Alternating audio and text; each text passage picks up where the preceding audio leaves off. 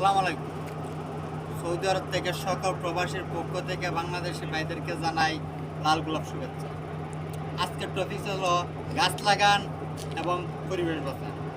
এই বিষয়টা হলো বাংলাদেশের মধ্যে বর্তমানে যে পরিমাণে গরম হইতেছে, আজকে তাপমাত্রা গেছে 46 ডিগ্রি প্লাস, কিন্তু বর্তমানে সৌদি আরবে তার চেয়েও কম আছে। কিন্তু দেখা যাইতেছে বাংলাদেশ সৌদি আরবের সাথে বাংলাদেশ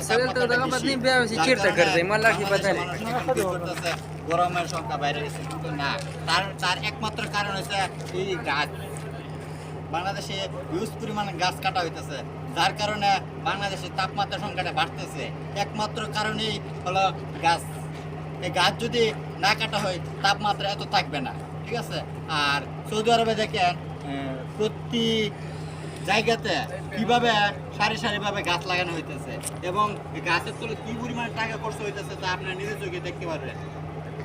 তো বাংলাদেশে এত টাকা খরচ হয় না, শুধু গাছটা লাগানোর পরে এত বেশি পরিচর্যা করতে হয় না, কিন্তু সৌদি আরবে প্রচুর পরিমাণ পরিচর্যা করতে হয়।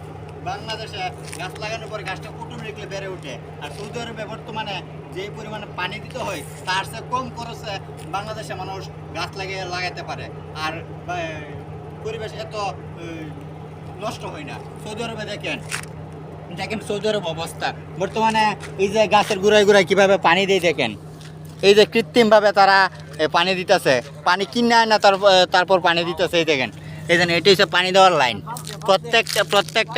প্রত্যেকটা গাছের গোড়ায় গোড়ায় এইভাবে কৃত্রিমভাবে পানি দেয়। ওই জায়গায় বৃষ্টি হয় না, বাংলাদেশে হিউজ পরিমাণে বৃষ্টি হয়, তাহলে কেন বাংলাদেশে গাছ হবে না?